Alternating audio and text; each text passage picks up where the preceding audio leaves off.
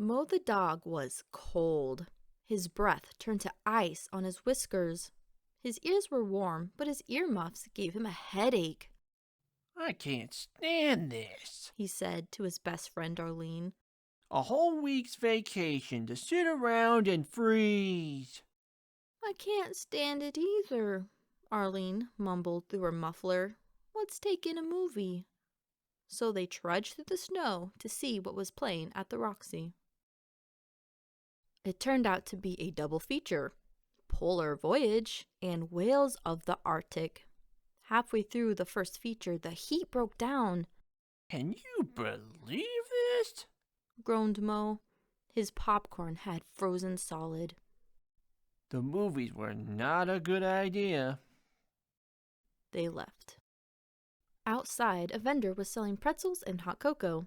The cocoa sounded like just the thing, so they both had some.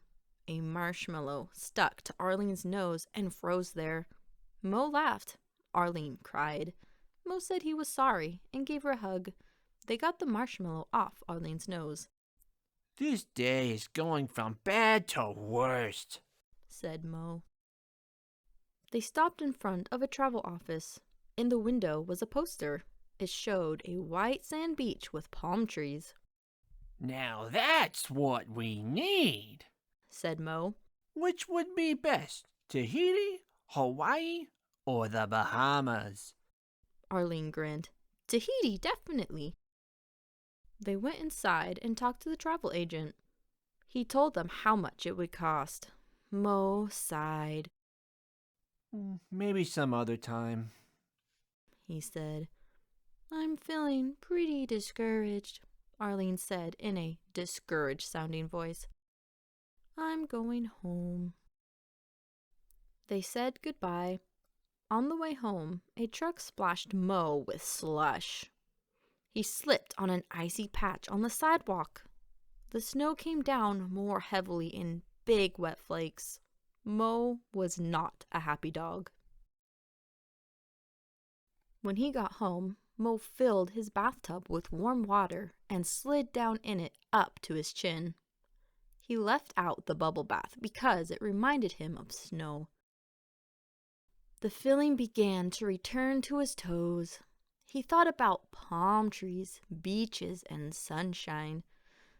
Then he had a wonderful idea. He got dressed and pulled some things out of the attic. Then he went to Hugo's Building Supply and Rembrandt's art shop and the grocery store. He worked until late into the night. The next morning, he called Arlene. Hi, Arlene. It's me, Moe, calling from Tropical Paradise, he said. Wow, said Arlene, who had a generous heart. Lucky you. What's it like? It's warm. There's a gentle breeze. I just went swimming. Now I'm having a drink by the pool. I have sand between my toes, said Moe. Oh, Moe, said Arlene, sneezing. That's wonderful.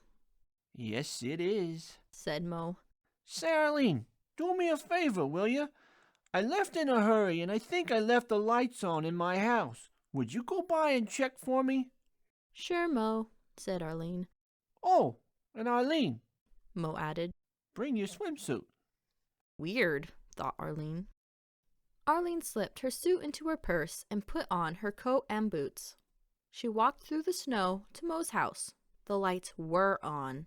She unlocked the door. Surprise! said Moe. Welcome to Tropical Paradise. Care for a swim? he asked. The next day, Arlene brought flowers, calypso music, and shells.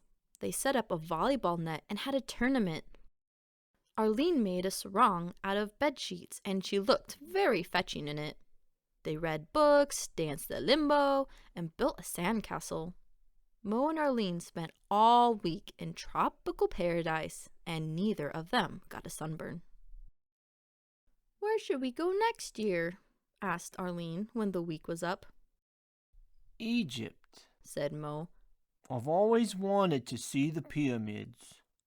Swell, said Arlene. We'll save the sand.